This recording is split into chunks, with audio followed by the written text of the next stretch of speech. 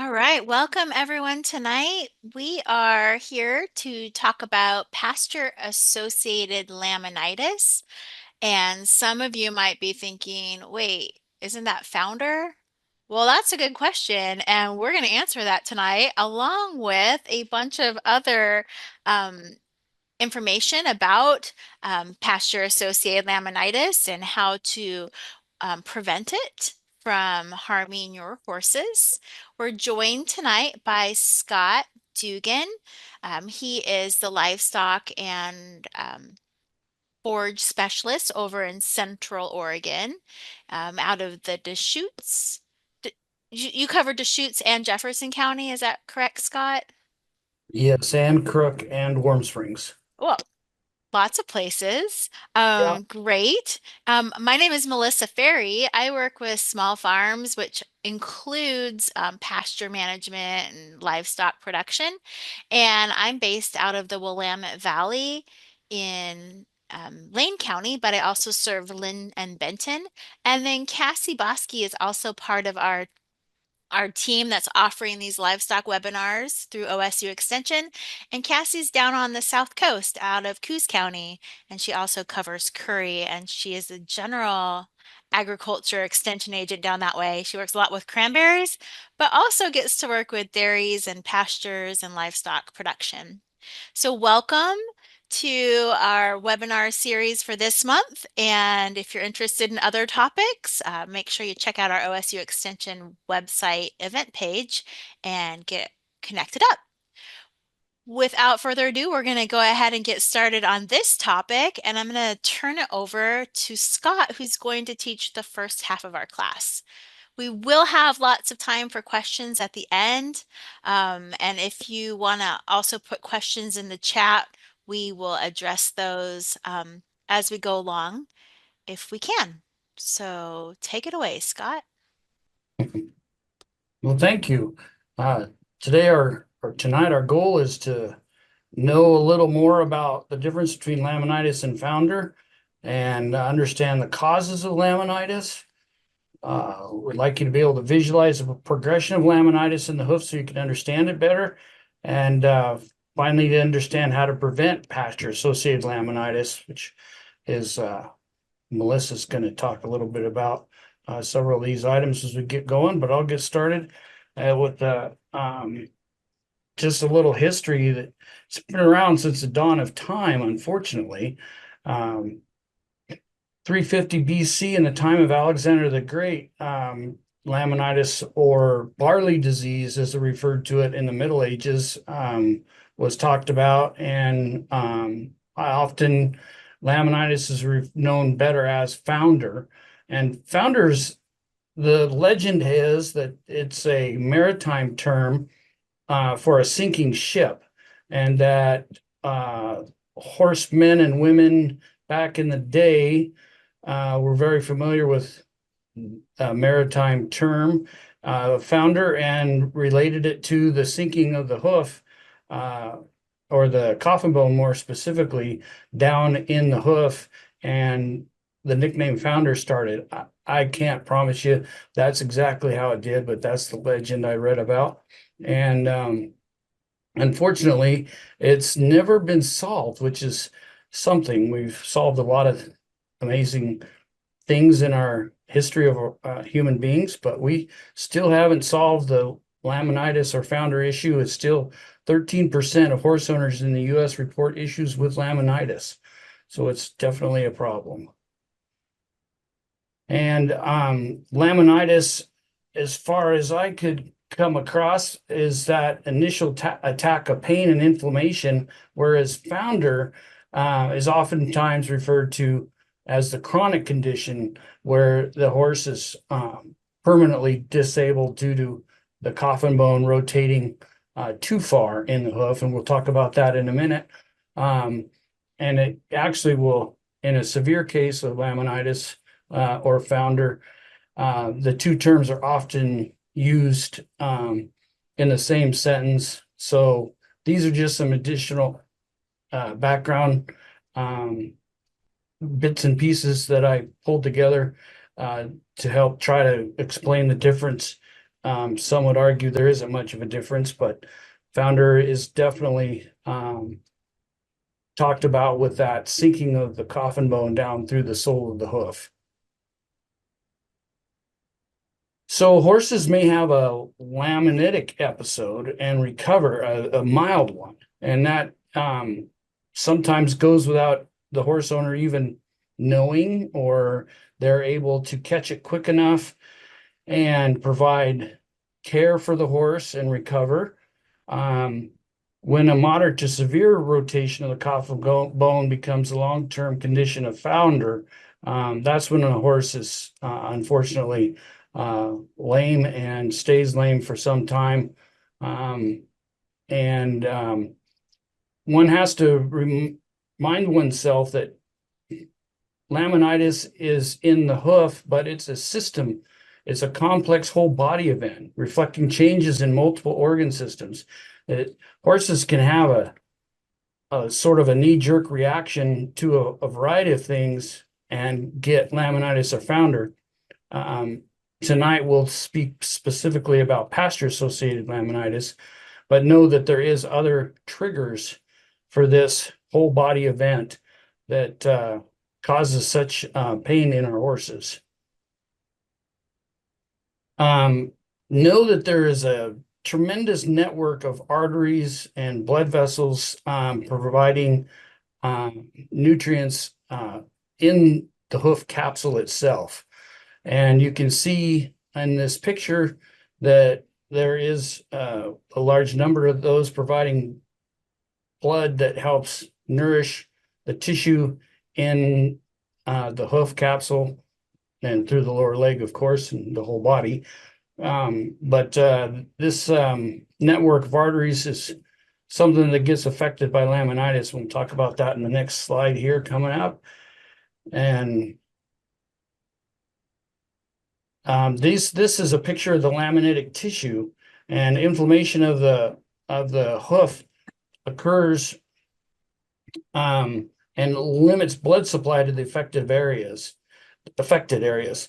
When this blood supply is limited, it results in death of these laminitic tissues, and then separation of the inner lamina from the outer lamina occurs. So the coffin bone is surrounded by tissue. It kind of resembles the air filter on an automobile, and that's the sensitive lamina. And then the hoof capsule is lined with lamina, also known as the insensitive lamina, and that forms a tremendous bond that holds the coffin bone in place, which we'll see a picture of it here coming up. And when a horse is on pasture and gets over too many carbohydrates overwhelming their system, then this blood supply to these affected areas can be interrupted, causing those tissues to die, and then separation occurs. And it can be a mild separation, or it can be a major separation. Here's a picture of the inner and sensitive lamina. That's the coffin bone there pictured here with the lamina. Pardon the gory pictures. Hopefully everybody's dinner is not in danger here, but we definitely, it's fascinating to see how these little ridges and folds interlock together to hold that coffin bone in place in the hoof capsule. And then here's a picture of the hoof capsule. The one with the arrow is a hoof that's dried out, but you can still see the little ridges where the lamina were. And a fresh picture opposite that, where you can see the ridges and the hoof capsule and how it is lined with this laminitic tissue that locks in with the coffin bone's laminitic tissue. So this interlock is like a Velcro, for lack of a better way of putting it. It's kind of like Velcro. It just sticks together and has tremendous strength. Unfortunately, if it's dying or becomes inflamed, and this, well, because the blood flow has been interrupted, then you can get separation. And you can get, as I mentioned before, mild to chronic cases. Here's a picture of the rotation with the normal foot. The coffin bone sits at an angle. This angle of the coffin bone matches the angle of the hoof, or at least it should, unless they've had improper farrier work. That also matches the angle of the shoulder. So a little interesting tidbit there is that everything has to be at the correct angles for the horse to be comfortable. And when their health is normal, everything works beautifully. But in the middle picture, you can see there's been an interruption in the blood supply. Some tissue has died, and the coffin bone that the green arrow is pointing to has rotated slightly downward, and that is the cause of a lot of pain for the horse and lameness. And then sadly, the sinking one is where it's been a major dying off of the tissue, and this coffin bone is rotated down to the sole of the foot. And sadly, the horse often has to be put to sleep when it's this severe. I had heard of cases where they resected the entire hoof, took the hoof off, bandaged the hoof, and changed the bandage multiple times a day for a year. That's about the length of time it takes for a hoof to regrow. It regrows from the coronary band down. So I hope we can picture it here on this webinar, but by taking the hoof capsule off and allowing that hoof to regrow, they did save the horse, but it's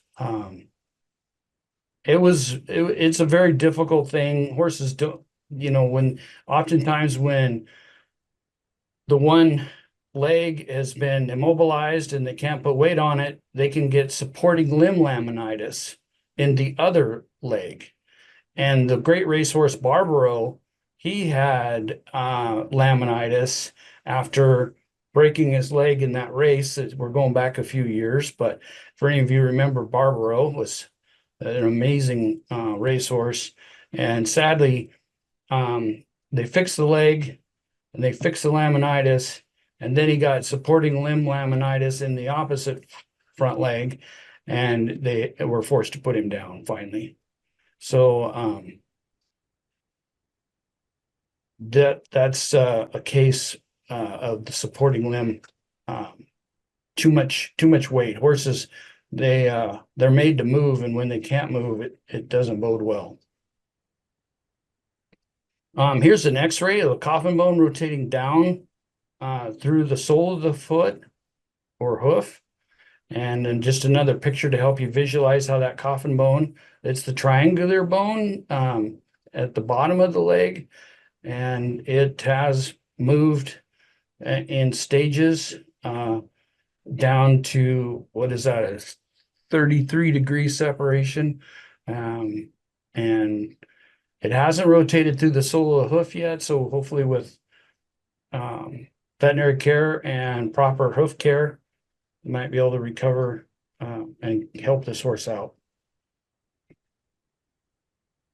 How do you know if a horse has laminitis? There's obviously being lame is one indicator, but they'll do this sawhorse or laminitic stance.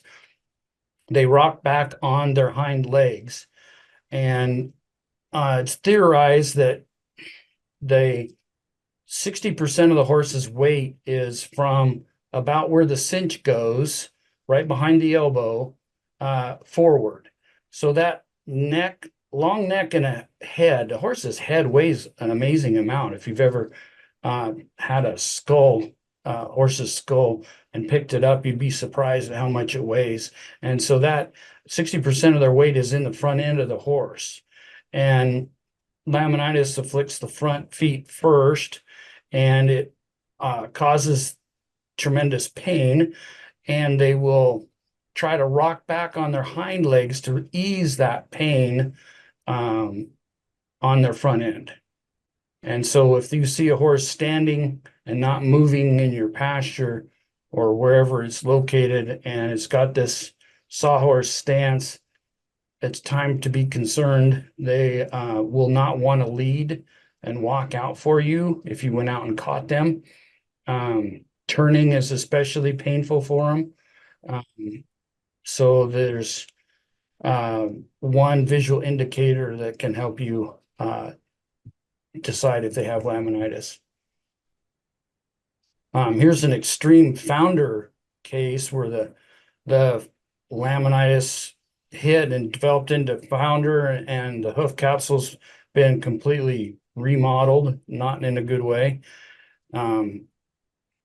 This horse would need a really good farrier to reshape that hoof capsule if indeed it could be saved.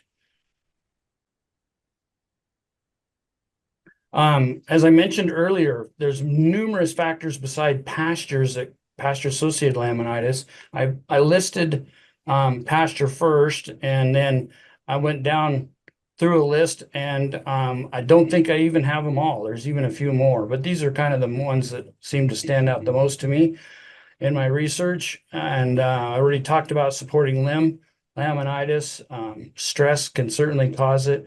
It doesn't take very much of a retained placenta, and a horse can have laminitis. Of course, grain overload, we've often heard since we were little ones. Make sure you close the tack room door and keep them from getting in the grain. There's also Cushing's disease, and this horse in the picture has Cushing's disease. And even though it's early summer, it hasn't shed off any of its hair. And that's one sign of Cushing's. And then they will develop laminitis in time, in most cases. And this horse, this was actually our family horse, and Lola. And she was an awful good horse. And we babied her for as long as we could, but eventually we had to put her down due to laminitis. They can live several years with Cushing's before it occurs if you take care of them. But road founder, I should talk about road founder impact. Carriage horses can eventually develop laminitis on asphalt if they're not retired soon enough. High fevers, black walnut shavings. They don't even have to ingest them. This standing on them can cause laminitis, which is hard to believe, but true. And severe infections and obesity. Obesity is definitely a factor in causing laminitis. And just a little picture I found, I couldn't resist putting in here, but definitely there's a direct correlation between obesity and laminitis. So keeping our horses in a good body condition is really important.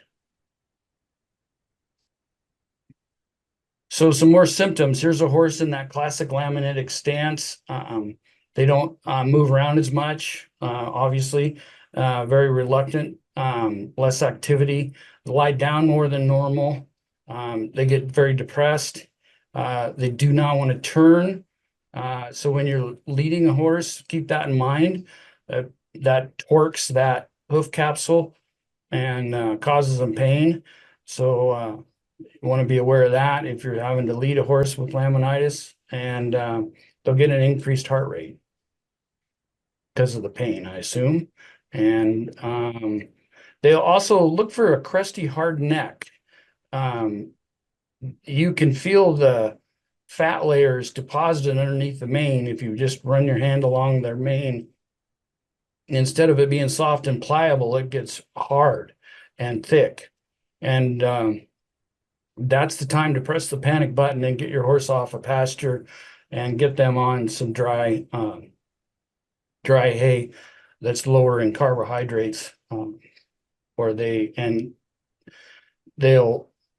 need to lose some weight most likely, and you can help prevent laminitis, which Melissa will talk about some more. Once again, they're rocked back on their hindquarters or their heels. They have a bounding or a digital pulse that is exaggerated. Blood in the white line. And when you pick up and trim their foot, you can see some traces of blood in the white line. And then if you have hoof testers, there's a pain response when sole pressure is applied.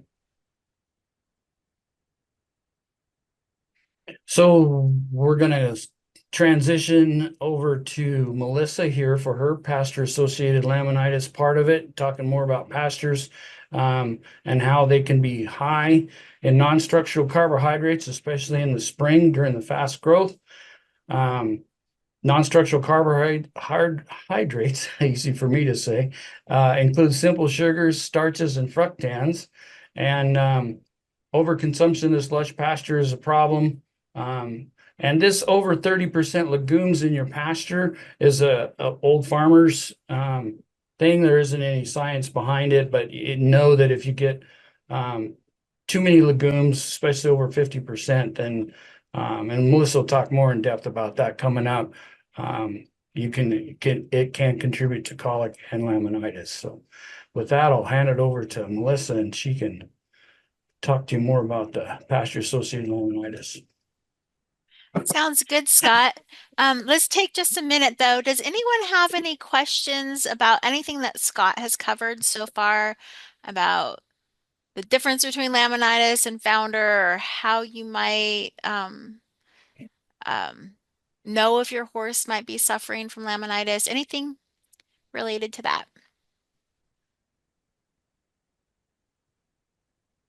Okay, I well, do. Oh, Melissa, you Hold had oh, a hand raised. okay, I can't see it, so on. I yeah. know. I couldn't figure out how to tell you. Oh, Yeah. perfect. Okay, Okay. Patty, yeah. What's your So question? I have a horse with Cushing's, and they are not on pasture. They're on teff hay. So, but I've also got her on medication. Is what's that going to do to extend her life? She still grows the hair during the winter, but not as bad as she did. Does that make sense? She's not lame. She yet. Yeah, you're taking some excellent steps to prolong her life. I wasn't aware of a medication for Cushing's. Our veterinarian and that horse in the picture, that was 20 years ago. We didn't really I know think of any cure, so I apologize. I can't really speak to that effect, but I I can think it's called sure. Crescend. Is it? Yeah, and I'm pretty sure that's for the Cushing's. Anyway, she also has a stomach issue, but I give her a tube stuff for that. So, Yeah, sorry I can't talk that's about the okay. medication. We didn't know about it back in the day. Okay. But tough hay is lower in carbohydrates, so you're doing the right thing. And keep visiting with your veterinarian about how the two interact. It's also important to have a hay test so you can see what your tough hay is testing. Do you have a hay test on it? No, I don't. No, I just Yeah. that was recommended to me by the vet to get the test. Yeah. So Yeah, I've just done that for the last 3 years. So yeah, it's a good source that's typically lower in carbohydrates depending on how it's harvested. well, that's the good news and the good news is she likes it. So even better. Good day. Yeah. That's great. And Yeah. yeah, um, there is some medication that you can give for Cushing's disease now. I've heard of multiple horse owners that are using that. So if you think that your horse might have Cushing's, they're not shedding out like Scott mentioned, it'd be really important to talk to your vet about that and see if that medication Yeah, might help your horse too. that was my only cue that she had Cushing's. So, because she's not lame, she's not, no crest, no, and none of that stuff. So anyway, so I think we caught it, but I was just wondering about the longevity. So anyway, so far she's doing fine. So that's good. Thanks. That's good news. Okay, well, that was a good segue into this talk about non-structural carbohydrates and the mention of teff hay and forage and hay testing, because that's what we're going to talk a bit about now. So, NSC, or non-structural carbohydrates, are the part of our grass plants and legumes that are highly digestible. It's the soluble sugar in the feeds and forages, and that's what we're most concerned about um, with certain horses that are either like maybe they are prone to laminitic episodes or they have a higher risk for pasture-associated laminitis or colic. Some of you might be dealing with your animals that are insulin resistant, or maybe they suffer from equine metabolic syndrome, which can be really tough to manage. Or maybe they're just, really overweight and need some attention there. And in these cases, we'll often hear veterinarians say that the non-structural carbohydrates of the feed that you're giving them, including pastures and hay, should be less than 10 to 12%. And really, the only way to know if your hay has less than 10 to 12% non-structural carbohydrates is to have it tested. I'm going to share a little bit more about the pasture piece of that in a moment. But you'll also hear people say, we want low carb hay. Well, that's um, kind of funny and maybe misleading because hay is carbohydrates. What we're mostly concerned about, though, is those non-structural carbohydrates. Because the other types of carbohydrates, the structural carbohydrates, are the fiber and the cellulose in the grass plants or the hay.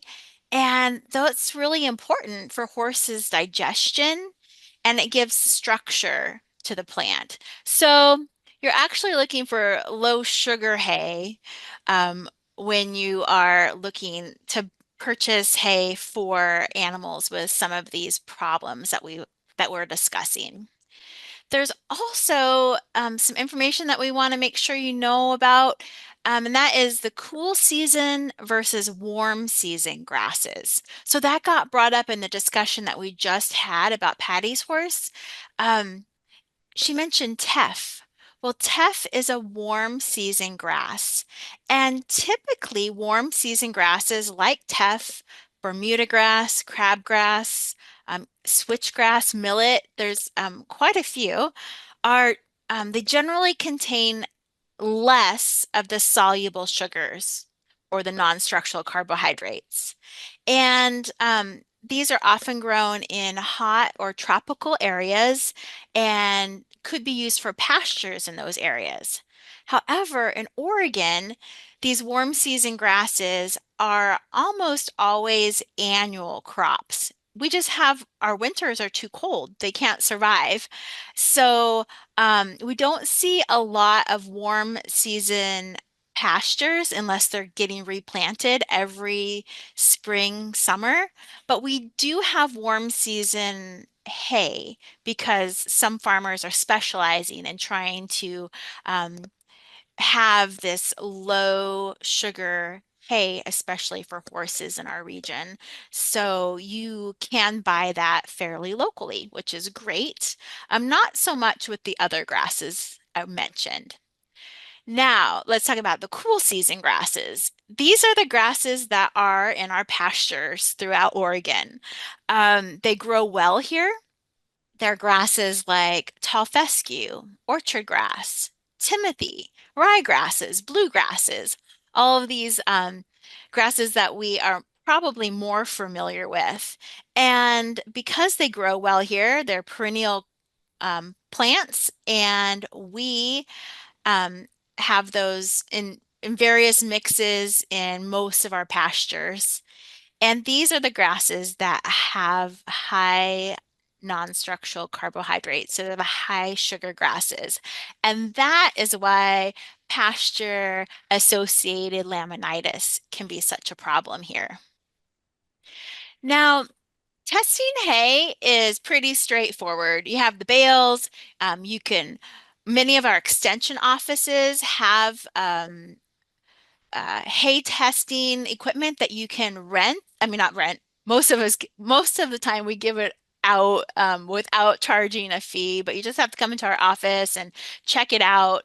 And you can go home and we have an extension publication that will give you the instructions on how to test your hay, and you drill this probe into multiple bales. So you get a good overall sample of the hay, and you can send that to a lab and you can learn all about the nutrition content of that hay, including non-structural carbohydrates. And that is very helpful if you're trying to make sure that you have hay that is appropriate for your animals. If you're buying hay like teff hay, and they're claiming that it is low sugar, then you could ask the producer for their hay analysis. And many producers that are now selling low sugar hay are are able to provide that. If they aren't, and they're not willing to get that for you, then I would encourage you to make sure that you have that hay tested before you start feeding it to your animals, especially if they do have some insulin resistance or a metabolic disorder. When it comes to testing pasture, there's a lot of variables. So most often we don't recommend that you test your pasture for non-structural carbohydrates. And that's because the climate, the weather in your area, forage species, the growth stage of the plant at the time that you're sampling, even some of the management practices like grazing or mowing, or even the time of day can all affect this NSC level in your pasture grasses. In hay, it's preserved. It is what it is, and it's not going to change. Um, but in pastures, it's constantly in flux. But because I was curious and I have horses myself and I wanted to learn more, we have a Morgan quarter cross with a cresty neck. And every vet I've talked to about her is like, oh, you got to watch her when it comes to grass, especially in the spring and if we have that fall regrowth. And so that had me a little scared. So I wanted to just try to learn more about the pastures that I'm working with here in the Willamette Valley. So over the course of a year, I sampled once a month and I tried to take some of the variables that I just talked about out of it. So like I tested the same field. So it's the same mix of species. Those aren't changing. I tested every time at around 6 p.m. So when the non-structural carbohydrates would likely be the highest, like kind of in the evening hours, after a day of photosynthesis and the higher sugar content would be in the plant then. I dried the samples overnight and then sent them to the lab. And the reason I want to show this is because even though, it's not perfect research by any stretch of the imagination, it kind of gives you an idea of the change over time for non-structural carbohydrates. So if I needed to feed no more than 10% of NSC in my animal's diet and they're on pasture, that would represent that flat blue line across the graph. And then the green line is showing the variability of the pasture forages during each month. So this works out pretty well because we're in April, but I started sampling in May. And the NSC levels were about 22%. So way too high if I had a horse that had some serious medical issues. And then it drops down in June. The hay or the grass was growing. Energy was going to produce the seed head. The NSC levels went down, but it wasn't until towards the end of July with that and into that August sample that the NSC levels were below 10% where it would be safe to feed my horses if this pasture.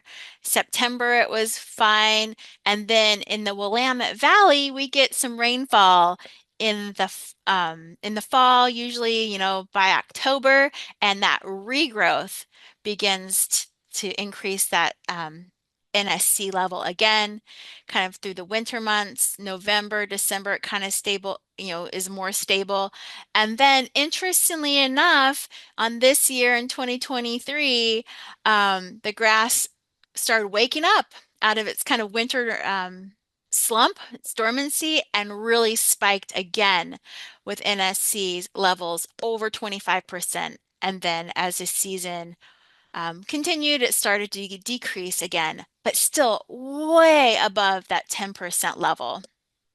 And so if you have a horse that you're concerned with, you really need to consider whether they can be on pasture at all. And for some horses, the answer is no. And for other horses, it's more of an awareness that it could be a problem. And then yet there's even other horses where this doesn't factor in much at all. But I just wanted to share that with you. Not all pastures are the same. And like I say, there's a lot of variables. So we're going to get into different prevention strategies for pasture-associated laminitis. And the first one would be to graze when grasses may have less sugar. So it's a fact that NSC levels, or the content, is typically lowest in the morning around sunrise. And then throughout the day, the plant is engaging in photosynthesis, which is creating these sugars in the plant. The plant generates sugar and uses that as energy for growth. And throughout the day, this is increasing and is typically the highest around sunset, so in the evening hours. And so when I was doing my sampling, I chose to do it at 6 p.m. because I'm like, well, that might be some of the highest levels I could get. So with this in mind, you might consider grazing in the late night hours, so at night to the early morning. So grazing overnight. And what's happening at that time is that throughout the day, the sugar is increasing, and then at night when the plant can't do photosynthesis, the plant begins to use that sugar for maintenance, growth, and cell repair. And so the levels are decreasing throughout the evening, throughout the night, and lowest again, like we say, in the morning. Now, typically, research is showing that there could be a 2 to 3% increase in NSC in the evening compared to the morning. But some studies have shown that that swing can be as much as 9%. So that's pretty significant, especially if you're really have some sensitive horses. The other piece to this puzzle on when to graze, or maybe the best time, safest time to graze, I guess, is that non-structural carbohydrates help grasses survive stressful environmental conditions. So this is like really cold or hard freezing temperatures, or in times when there's heat or drought stress. So the concentration of NSC might increase during these times. Probably kind of like the most dangerous combination when you think about grazing time frame is after, like say you have a really sunny day, lots of photosynthesis happening. And then it's followed by a cold night, maybe with freezing temperatures. It wouldn't even have to be freezing, just like high 30s. I've seen up to about 40 degrees, so a cold or cool night, because the plant isn't going to use as much of that sugar on a cold night as it would a warmer evening for the maintenance and growth. So really bright sunny days, warm days, lots going on within that plant, and then not using as much sugar at night. So that can be probably a recipe for some pretty high NSC in our forages. Another prevention strategy would be not overgrazing your pasture.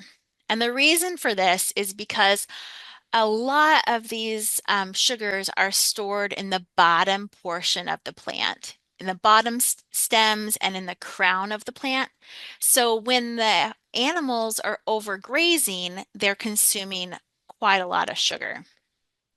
So if you can do rotational grazing so that you can leave a stubble height of about 3 to 4 inches, not only is that a really good management practice for pastures in general so that the grasses can continue to grow and regrow, it's also reducing the amount of sugars that your horses might be consuming.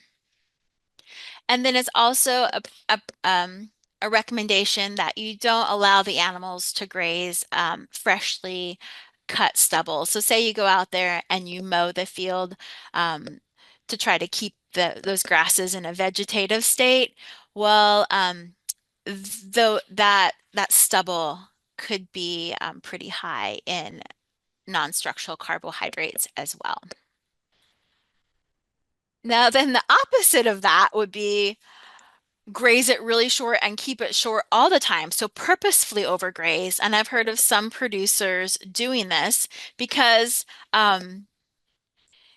if the grasses are short all the time, like basically, like in this picture, you can see the tongue and the teeth of that horse because they're really not getting much grass intake because it's so overgrazed.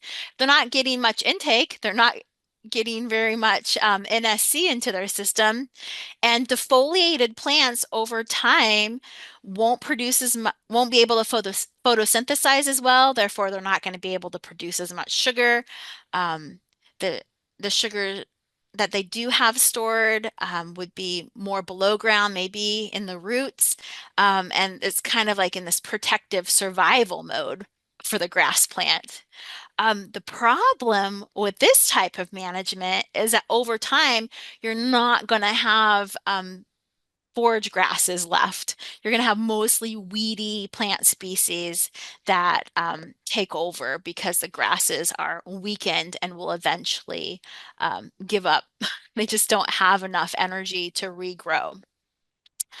And then I was noticing in some more recent research that the NSC levels between an overgrazed pasture and one that is managed well with rotational grazing, those NSC levels don't have a significant difference.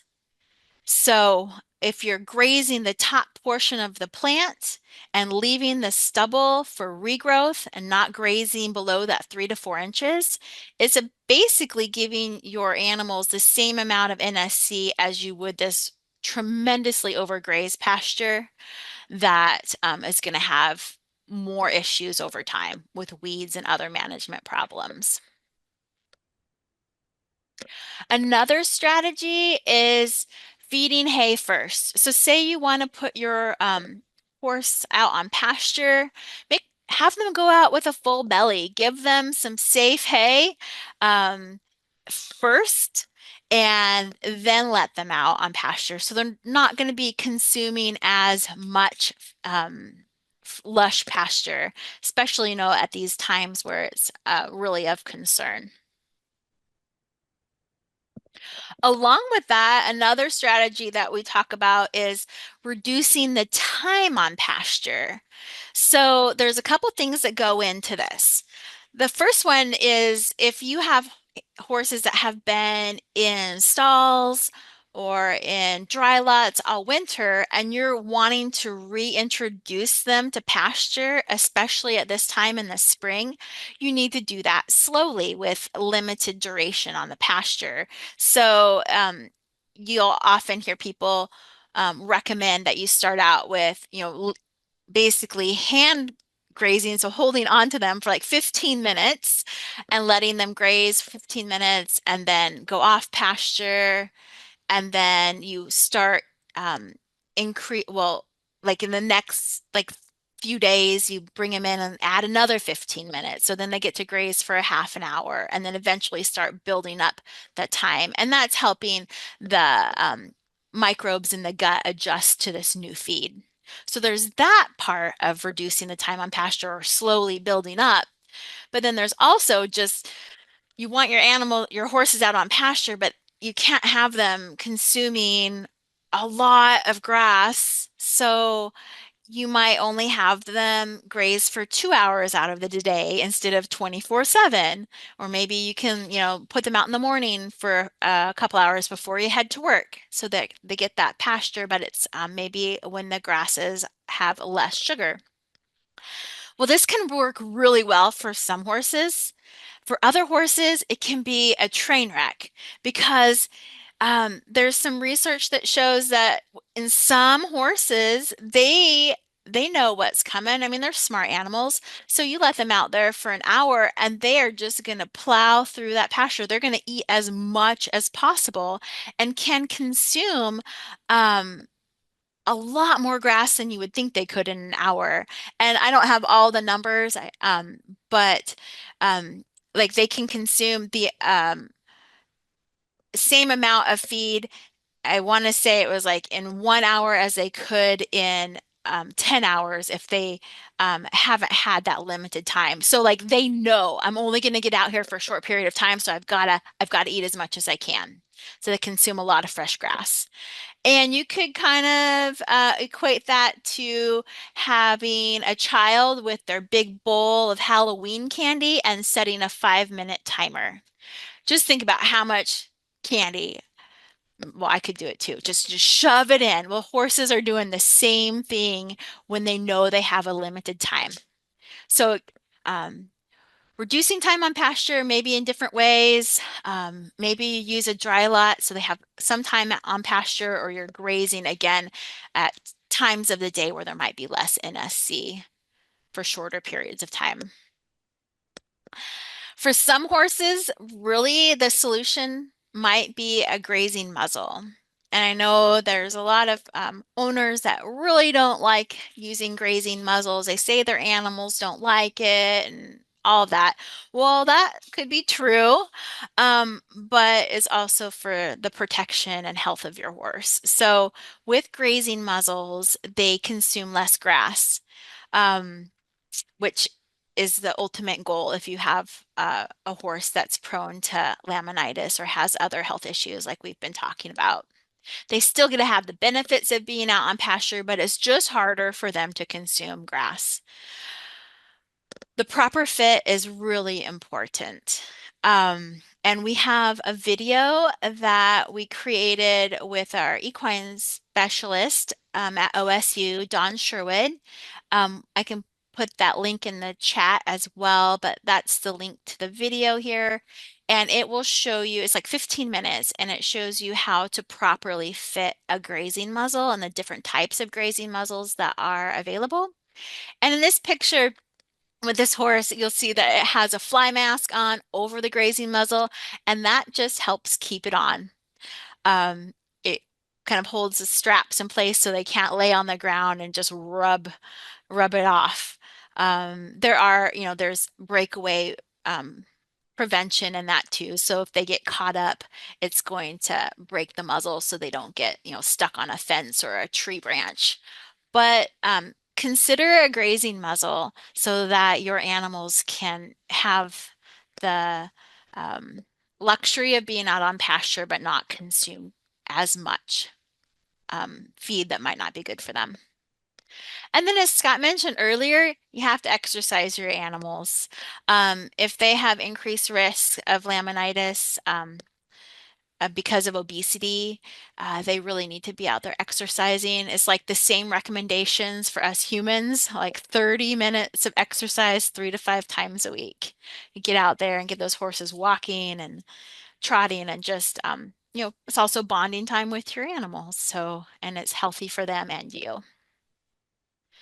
Another idea that has been gaining popularity over the last 10 plus years is this idea of paddock paradise. That term was coined by Jamie Jackson, and he has this book that's talks about how to set it up. Nowadays, because of social media and Facebook, you can go on there and you can put in paddock paradise, and you'll see other people's pictures and ideas of this type of concept, which is basically creating a trail system in or around some fields on your property so they don't have your animals don't have access to the pasture all the time, but they're still getting out to exercise. So you could use like a perimeter fence as on one side, and then like in this picture, some temporary fencing. Well, I guess this is a little more permanent because of the T-post, but you could also use fiberglass posts or however you want to set it up as an inner um, uh, fencing. And so these your horses or ponies, donkeys, whatever you have can be in this area, but they're not on pasture all the time. And so the idea is that you would set up a watering system around the track so they have to move to get water. And some people even have slow feed bags tied in various places. So they're getting to eat some hay while they're out there, and that's motivation for them to move around to the various feed bags. So this might be an option for you as well, a way to get animals out and moving and not in stalls all the time, but also not eating pasture or forage that might be um, not good for them. So we've covered quite a bit. We've talked about and defined laminitis and founder, and Scott showed you a bunch of pictures, kind of creepy pictures showing the lamini and the hoof, and I always appreciate that because it puts a visual to what's going on in there and why this is a problem. We talked about the causes, and we've also talked about some ways to try to prevent pasture-associated laminitis. And I think there might be some questions in the chat, but I want to make sure that we address anything and everything that you want to talk about on this topic tonight. So let's get started with that. I'm gonna take this off. Stop share. Okay, can we all see each other now? We good? Yeah, okay. Let's talk about some questions that you might have. Um, so Cassie had a question. Do you know what temperatures would be considered cool at night for NSC? Cool, well, so there's freezing temperatures, which would create that plant to protect itself using the non-structural carbohydrates. It's protecting itself with that. And then the cool part, I found 40 degrees would be considered cool. Is that what you are familiar with, Scott? Okay, 40 degrees or less. Did you have anything you wanted to add? Nope. Okay, Be good. okay, good. Haley put in the chat the link to the grazing muzzle video. Thank you for that.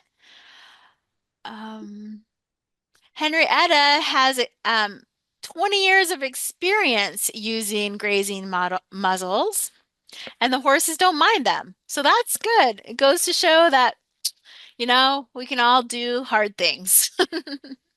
Are there any particular breeds that are more susceptible to laminitis? Do you have any thoughts about that, Scott? I do, and it's not so much well I know of ponies and donkeys can literally get laminitis so quickly it's unbelievable. So breeds, I want to say I can't tell you for sure which, you know, there's a breed that's more susceptible, but I can definitely tell you watch out for ponies and miniature donkeys and donkeys. They are really susceptible. Okay. Um, where do you send samples for testing? That is a great question. I am putting two resources into the chat box right now. One is a publication that Scott wrote about a horse owner's guide to pasture-associated laminitis, and the other one is a publication that Scott, myself, and our colleagues, Gordon and Cheyenne, worked on, and it's called Understanding Sugar and Non-Structural Carbohydrates in Equine Pasture and Hay. And if you take a look at that publication, we talk about testing hay. And there's a link on finding a lab for forage testing. There are various labs across the United States that do um, this different testing. So it's important to reach out to the lab and select a test that's going to get you the information that you want. And tests can also provide wonderful information about the nutrient content, like the protein content of the hay as well. So there's also great information. And in the sampling I did, I had a full test done. I went through Equa Analytical, which is the horse part of Dairy One. I just chose them because I'd heard good things about them, but I'm not plugging them. But I wanted to say the samples cost about $36 a sample. So if you're just wanting to do hay sample for what you have in your barn currently or what you might be putting in your barn this next season, I think $36 is really well worth it to have that information. Scott, anything to add about forage testing? No, I think you did well. Do you have a forage probe over in your neck of the woods that you loan out to We folks? do. We have a hay probe and it gets a lot of use this time of year. Good, good. We have them at extension offices throughout the valley. So if this is something you want to do, you don't have to buy one yourself. You can just come and borrow it. Just give your county extension office a call, make sure that it's there, and then you can arrange to pick that up. Let's see. There's a couple questions about the recording and the slide deck. We will be sending you a follow-up email, hopefully by the end of the week, with a link to the recording so you can look at Scott's cool pictures again. And we'll send you the PDF version of the slides so that you can do some more about that. Or, I don't know, print them out and read them as much as you want. Share them with other people. We would love you to share this information out with other friends, horse owners that are having questions about this topic too. And then we're available to ask more questions as well. So you'll have our contact information in that follow-up email. So be looking for that. If you don't get it, reach out to us, find us online, however, and make sure that you get a copy of that stuff. Sometimes it ends up in spam. And then Haley put the video actually on how to sample with a hay probe for your hay. Any other questions? You're welcome to come off mute and we can have a discussion. We have some extra time. And if not, we won't be too awkward for too long and just kind of stare at each other. So it's up to you.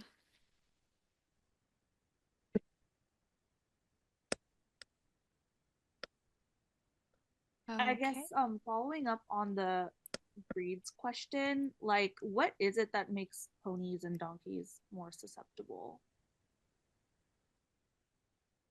Did you hear that, Scott? What makes them more susceptible? I think Yeah. a lot of it has to do with they don't get ridden as much. They don't get the exercise. And if you think about it, ponies get ridden when the grandkids show up or different times a year, but not on a regular basis, and that causes it. If you're riding your horse on a regular basis and or exercising your ponies, donkeys, whatever you happen to have, just like with humans, it makes a tremendous difference in reducing the laminitis issues. If your horse has Cushing's, then that's a kind of a different issue, or some of these other reasons why Scott shared with us about why your horses might have laminitis. But when it comes to pasture-associated laminitis, it's just about eating, probably too Mhm. much. Thank you. There, Ron put another question in the chat. We only just learned about high sugar hay with a blood test on our older mare. What do we do with the last ton of high sugar hay? So you're transitioning to a new feed that's going to be better for your older horse. You could sell it. You could give it to a neighbor that can feed anything. You can put it on Craigslist. Right now is a time when a lot of people are like wanting to clear up barn space because they're going to have new hay coming in June or May even, depending on the year. So they're selling hay at a reduced price in various places like that, Facebook Marketplace. Um, if you don't want to do that, I'm not sure. You could feed it to other livestock, of course. Scott, what do you have to say about that? Exactly right. Just Facebook and Craigslist seem to get pretty good traction out there for getting rid of hay. And yeah, Yeah. it won't hurt a steer or any animal that's trying to put weight on. So hopefully they'd have some people out there interested in it. That's a really good point that you just made, Scott. Our cool season grasses that we make hay out of here in Oregon are excellent for a lot of livestock. I mean, or maybe even not as good as we want if we're trying to feed animals that are producing milk or, reproducing, or we're trying to put weight on them for market. I mean, that is high sugar content is desired. And in fact, there's some varieties of ryegrass now that is like super high sugar. So for that purpose, very palatable and can really put weight on animals. They're just not good for equines for the most part. So if you're looking at replanting or doing some pasture innovation or anything like that, you want to stay away from those super high sugar plants that have been bred specifically for that. Bryn has a question about does soaking hay actually reduce the sugar content? And Scott, I know that you talk about this in your publication. Do you want to share some information about that? Yes, I would encourage you to take a look at that publication. It talks more in depth about soaking hay, but if you can soak it 30 to 60 minutes, you can reduce the non NSC content of the hay. And of course, it's kind of a messy process, but there are horse owners that will soak hay and feed it, and definitely can reduce it. It is true. Mhm. Okay. Do you know, in your experience or your research that you've read, do you know if it matters if the water is warm or cold? I had that question not too long ago. I've never had that question before. I don't know that it matters, honestly. It's more about the water soluble sugars Yeah. draining out of the hay. I didn't think it mattered Temperature would either, affect it. Yeah, or too much. And it's actually soaking, not just spraying, like you are saturating that. I think yeah, that's another important part. Many of us wet down our hay because maybe it's dusty or, for whatever, or it's easier for the animals to chew and get down, but that's different than actually like soaking it. How much hay and where? I'm looking in Oregon. So we're assuming you're looking for low sugar hay. We know that those warm season grasses are going to be lower in sugar than our cool season grasses. And the most common one that we find right now in hay is um, teff. And Scott, do you have any good resources on how to find teff in Oregon? Once again, there's Facebook and Craigslist, and then also if you go to um, 1 second here, I'm just gonna double check I have this address right. The Oregon hay growers. Hay growers, right? And I think it's hay growers dot. What is it? Hay growers dot. There's a Central Oregon hay growers.org is one site, and then there's a hay finder, I believe. Okay, I found those links. I'll throw them in the chat. Thanks. Yeah, Yeah. that's a good place to look for hay. I just want to thank Scott for joining us tonight and all of you. Have a good one. Thank you. Thank you.